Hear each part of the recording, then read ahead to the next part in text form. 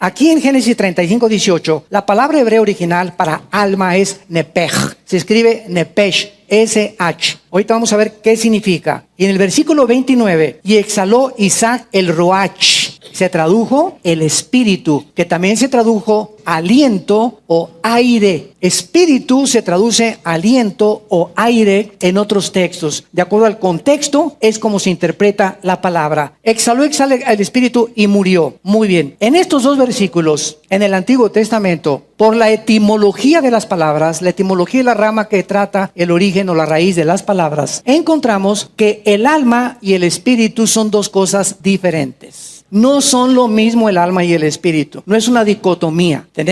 Somos un espíritu, apúntalo. Tenemos un alma y vivimos dentro de un cuerpo. Somos espíritu. Básicamente, esta es la enseñanza de la Biblia. Somos espíritu. El hombre, mi esposa es espíritu, yo soy espíritu. ¿Cuál es la diferencia? Que el espíritu de ella lo vistió Dios con un cuerpo de mujer y yo como espíritu con un cuerpo de hombre para que podamos reproducirnos y colaborar con Dios y traer hijos al mundo. Pero mi esposa y yo somos espíritu. Tanto la mujer como el hombre somos espíritus con diferentes cuerpos. Entonces, esto es muy importante. ¿Qué cosa es el alma? Apúntalo. El alma es el centro de la mente, los sentimientos, las emociones y la voluntad. El alma es el centro de la mente, los sentimientos, las emociones y la voluntad. Entonces, cuando hablamos nosotros del alma, estamos hablando básicamente de la mente. Y cuando nosotros, vamos rápidamente, ahorita regresamos a Génesis, vamos a Jeremías 17:9. Y es precioso cuando recurrimos al original, porque nos da muchísima luz de la profundidad de la sabiduría de Dios. Jeremías 17:9. Engañoso es el corazón más que todas las cosas, y perverso, ¿quién lo conocerá? En el original hebreo, la palabra engañoso es la palabra akov, que significa chueco o torcido. Vamos ahorita a traducirlo en el hebraico, es precioso esto. La palabra corazón es la palabra que se usa siempre en el Antiguo Testamento para la mente. Es L de Lola, E de Enrique, B de Víctor. Lev, apúntalo arriba de corazón, ahí en tu Biblia.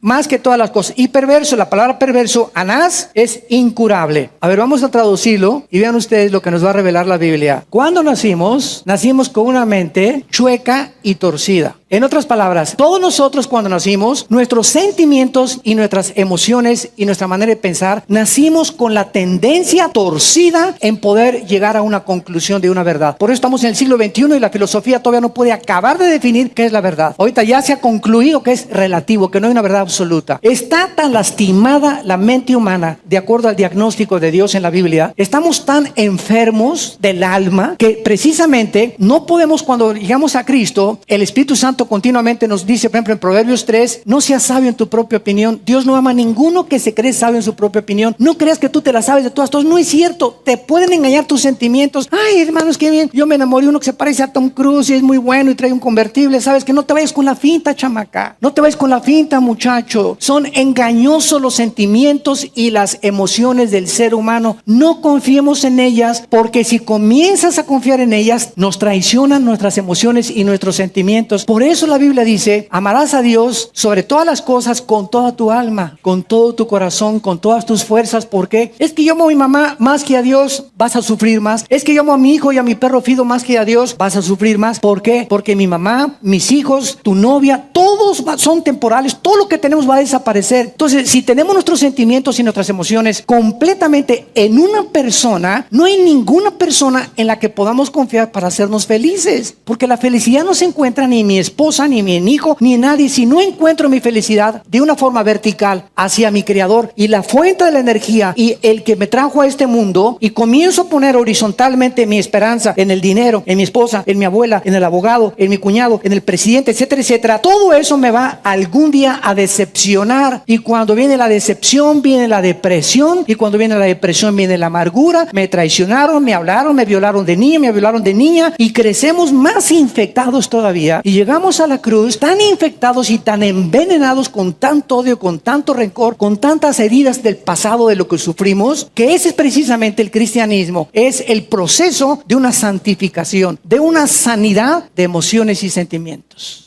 Estamos bien lastimados. Por eso la iglesia es un hospital. Es un hospital para homosexuales, lesbianas, drogadictos, borrachos, parranderos y jugadores. La iglesia, dice 1 Corintios 6, y esto éramos algunos. Aquí no hay nadie que tenía cara de San Clodomiro. La iglesia está llena de somos puros ex pandilleros, ex tranzas, ex borrachos, ex jugadores, ex drogaditos, ex homosexuales. Pero éramos algunos y hemos sido lavados y santificados por la sangre de Jesucristo. Ese es el mensaje glorioso que Dios nos ha encomendado a compartir con el mundo. Hay esperanza y reconciliación. No importa lo que hayas hecho. Llevo 25 abortos, he matado a 55 personas. Me dicen el tigre de Santa Julia, hermano. No importa lo que hayas hecho, si tus pecados fueren como el carbón, como la blanca lana vendrán a ser. Entonces el alma nace infectada, las emociones, los sentimientos, nuestro razonamiento, nuestra manera de pensar. Y esta es, por ejemplo, ¿saben ustedes cuál es la demostración más grande de la enfermedad del alma? El ateísmo. Dicen el Salmo 14, dice Dios, el ateo es un necio. Dios califica a una persona que llega a concluir en la enfermedad de su alma que no existe un creador, un sustentador, un diseñador, como una persona que es la más irracionable y lo más absurdo de una conclusión lógica que alguien pueda decir: no existe Dios. Por eso el ateísmo es insostenible filosóficamente. Pero es la irracionalidad más grande que existe, que demuestra lo enfermo que está el ser humano. Al contrario de esto, los que se dicen ateos se creen que son los más grandes intelectuales y los mejores libros que han escrito de filosofía, y tú los lees y son puras barbaridades.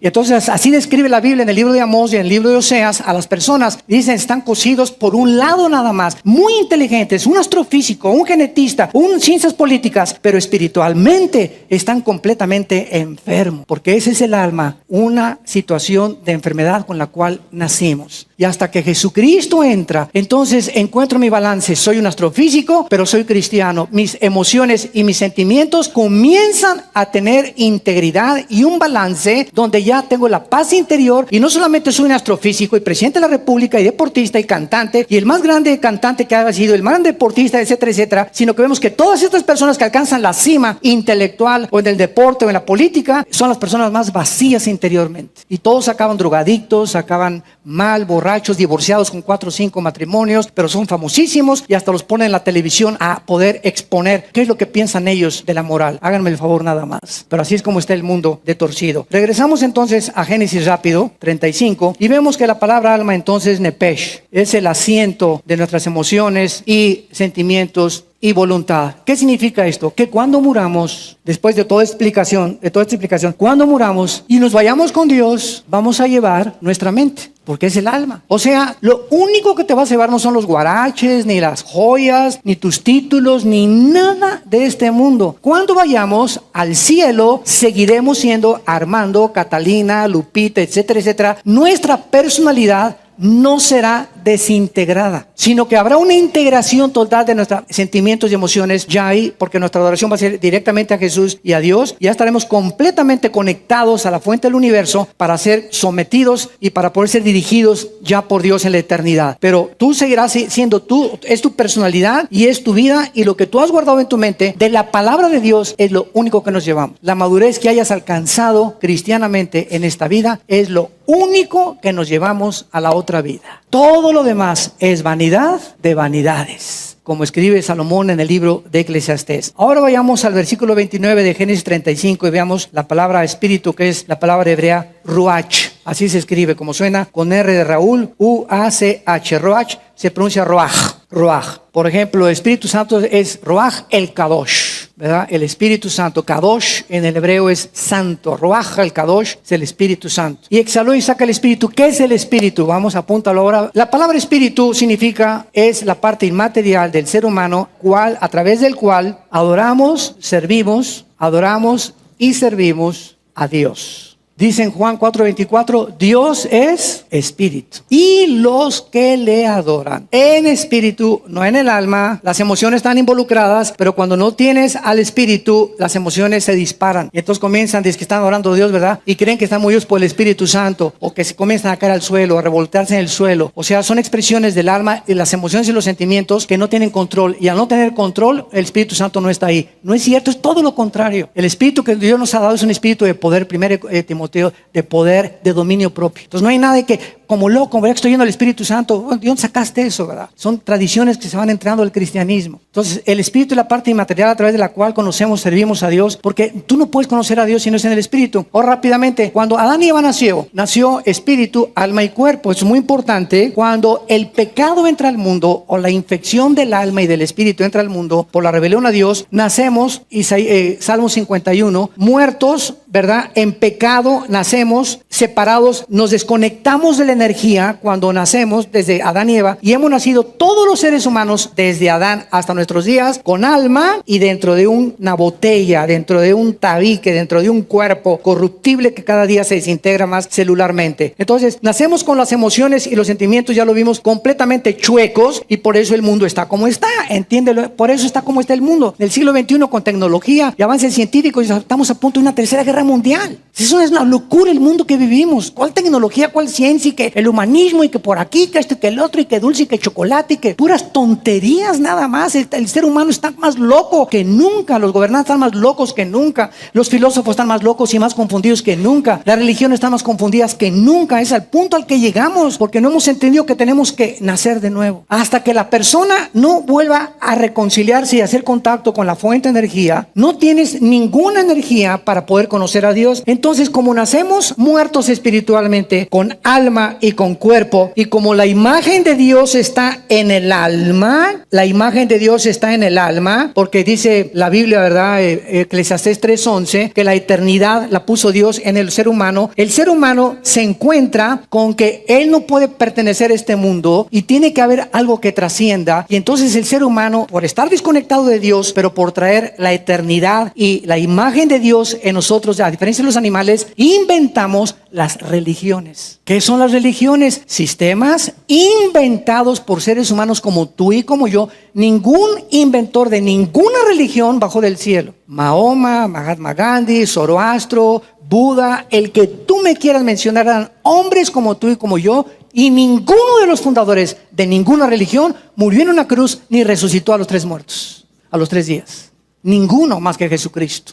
Entonces Jesucristo no baja del cielo a traernos una más de las miles de religiones que hay. Baja a traernos, a reconectarnos con su Padre, a morir en una cruz y pagar todas las consecuencias de nuestras obras para que volvamos a reconectarnos con la fuente de energía. El cristiano es una persona que se ha vuelto a enchufar con Dios, y ahora sí Dios, como ese espíritu, ¿qué hace Dios? Me comienza a dirigir a través del Espíritu. Y esta Biblia que tienes en tus manos y que tengo yo fue inspirada por el Espíritu de Dios. 1 Corintios 2, el Espíritu todo lo escudriña aún lo profundo de Dios. Todo esto es espiritual. Todo esto es el alimento que mientras viene Jesucristo me va a estar sosteniendo, guardando, dándome fuerzas, dándome gracia, para que cuando Jesucristo venga no me encuentre